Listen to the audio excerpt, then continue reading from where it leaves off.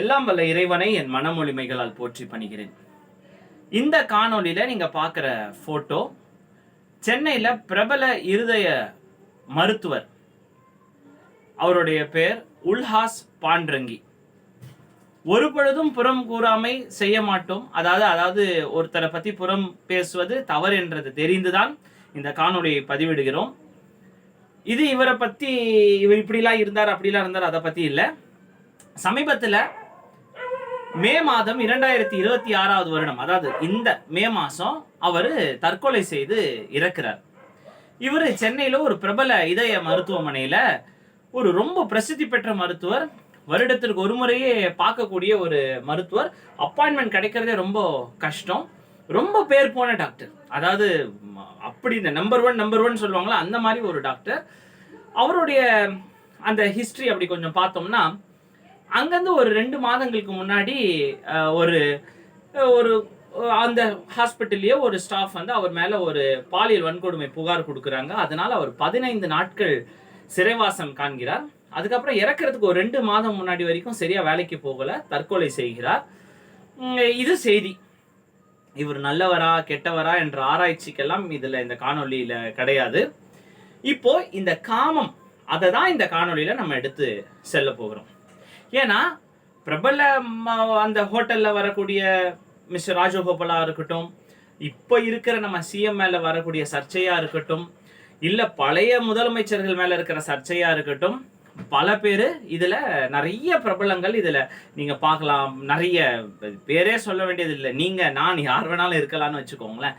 ஆக இது என்ன அப்படின்னு கேட்டா, வள்ளுவர் 3 பசிகளும் 3 நோய்களை பத்தி சொல்றாரு.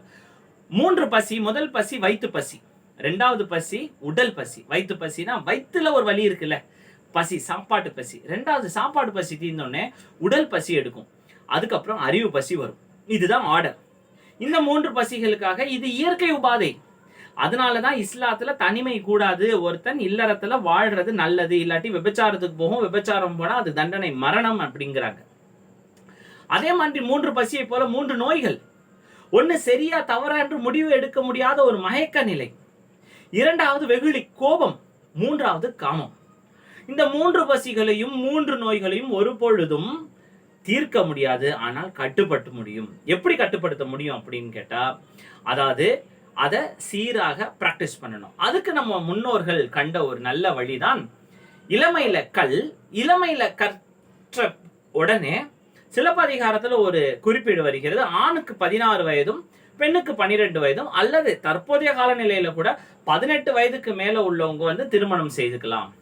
இல்ல இதெல்லாம் உங்களுக்கு டூ மச் ஆயிலையா, அவங்கவுங்க கனவுகளை திறக்கணும், இந்த மாதிரி வாழ்க்கையில செட்டில் ஆகணும், எவ்வளோ கனவுகள் இருக்கு. நீங்க ஏன் இப்போ அப்ஸ்டெட்ரிஷியன் கைனகாலஜிஸ்ட்லாம் நீங்க முட்டையை எடுத்து முதல்ல ப்ரிசர்வ் பண்ணிக்கங்க, அப்புறம் நினைக்கும் போது நீங்க குழந்தை பெற்றுக்கங்க. கிடையாதுங்க. வாழ்க்கையோட பருவம் அப்படின்னு பாத்தீங்கன்னா இளமையில கற்கும் பருவம். அதாவது நீங்க பார்க்கலாம், அனுசியை வந்து அந்த 3 தேவர்களையும் குழந்தைகளாக, பாலர்களாக மாத்துறாங்க. பாலர்களுக்கு காம எண்ணங்களே வராது. அந்த 10, 12 இதுக்கு சாட்சி இருக்கான்னு கேட்டா இருக்கு. நீங்க உங்க வீட்டுல சுத்தி பத்தி அக்கம் பக்கம் இந்த பாய் ஃப்ரெண்ட்ஸ், கேர்ள் ஃப்ரெண்ட்ஸ் எல்லாம் பாருங்க. ஒரு 12th ஸ்டாண்டர்ட் பையன் லவ் பண்ணிட்டு இருக்கான். என்னன்னு கேட்டா 5 வருஷமா லவ் பண்ணிட்டு இருக்கேன் ஸ்கூல்ல இருக்கிற பொண்ணு. இது கண்டிப்பா வரும். நீங்க யாரையும் கேட்க வேணாம், ஏன் உங்களை கேட்டு பாருங்க. ஏன் என்ன நானே கேட்டுக்கிறேன், இதெல்லாம் உனக்கு தேவையா அப்படின்னு கேட்குறாங்களா வடிவேல். இந்த எண்ணங்கள் வருவதுண்டு. இந்த எண்ணங்களுக்கு தீனி போடுறதுக்கு தான் நல்ல வேலை. அதாவது பாலிய திருமணம் ஒன்றுதான் பாலியல் வன்கொடுமை தடுக்க ஒரே வழி. அந்த பெண்ணுக்கு அரணாக அந்த ஆண் மாறுகிறான். அந்த ஆணுக்கு புகழ் சேர்க்கும் வகையில் அந்த பெண் மாறுகிறாள். அது இல்லறமாக மாறுகிறது. அன்பு வருது, குழந்தை பிறக்குது. அதுக்கப்புறம் பிஸி ஆயிடுவாங்க. இந்த மாதிரி என்னமோ படிக்கிறேன், கிழிக்கிறேன், என்னென்னமோ அதாவது இவங்களை நான் தவறா சொல்லணும்னு நினைச்சுக்காதீங்க. 10 டிகிரி படிச்சு என்னங்க பிரயோஜனம்? இப்ப பாருங்க, பெரிய மருத்துவர், அவர் எத்தனை கான்ஃபரன்ஸ் போயிருப்பார், எத்தனை இடத்துல எத்தனை மெடல், எத்தனை டாக்டர் அவார்டு வாங்கணும்னு எனக்கு தெரியல. கடைசியில பாருங்க இந்த தவறு போய், ஏன்னா இந்த வயிற்று பசி ஏற்படுற மாதிரி தான் இந்த உடல் பசி. இந்த தேகத்துக்கு மெய்வாய் கண்மூக்கு செவின்ற போது 5 புலன்கள்ல வரக்கூடிய இந்த மெய் உணர்ச்சி காமத்தை தீண்டும். தெய்வத்துக்கே காமாட்சின்னு நம்ம பேர் வச்சோம். காமாட்சின்னா இங்க செக்ஸ் கிடையாது. காமாட்சி, காமம் என்றால் விருப்பம் என்று பொருள். விருப்பமுடைய கண்களுடையவள் காமாட்சி, மீனை போல கண்ணை உடையவள் மீனாட்சி அப்படின்னு நம்ம தமிழ்ல ஒவ்வொரு சொல்லுமே செயல் தாங்க. செயலை வச்சுதாங்க சொல்லு வச்சாங்க. இதை நான் சொல்றதெல்லாம் நீங்க ஆராய்ங்க. நான் சொல்றதா உண்மைன்னு நான் சொல்லல. எப்பொருள் யார் யார் வாய் கேட்பினும் அப்பொருள் மெய்ப்பொருள் காண்பது அறிவு. நான் சொல்றதுல உண்மை இருந்ததுன்னா அக்செப்ட் பண்ணுங்க. இப்போ உனக்கு ஒரு பொண்ணு இருக்கு, நீ என்ன பண்ண போற? காலம் ஒரு ஒவ்வொன்றையும் தான் நான் பதிவு போட்டு சொல்லிட்டு இருக்கேன். இங்க போறேன், அங்க போறேன், அங்க வரேன், இதை செய்யணும், அதை செய்யற, எல்லாமே சொல்றேன், இதையும் சொல்றேன். கவலைப்படாதீங்க. அதனால இதை நான் உணர்ச்சி வசப்பட்டு பேசுகிறேன் என்று என்ன வேண்டாம். இது ஒரு முக்கியமான பிரச்சனை. இதனை நாம் கண்டிப்பாக கையாள வேண்டும். ஒவ்வொருத்தருக்கும் இதுக்கு வள்ளுவர் மிக அருமையாக அந்த 133 அதிகாரம் படிச்சாலே போதுங்க. இன்னும் எழுத்தும் படிச்சுக்கிட்டு இந்த எம்எஸ்சி பிஎஸ்சி எல்லாம் படிக்கவே தேவையில்லைங்க. நான் இப்ப சொல்லக்கூடிய அனைத்து கருத்துக்களுமே எம்பிபிஎஸ்ல இல்லவே இல்லை. நல்ல வேலை நான் எம்பிபிஎஸ்க்கு மேல படிக்கல. முதல்ல நான் ரொம்ப ஃபீல் பண்ணேன், பிஜி பண்ணலையே. நம்ம ராஜாமேந்திரன் சாரை பார்க்கும்போதெல்லாம் நான் வந்து கான்செப்ட்ல சேரலாம், அங்க சேரலாம். அப்பா சாமி ஆளோடுங்க சார், இதுவே போதும்.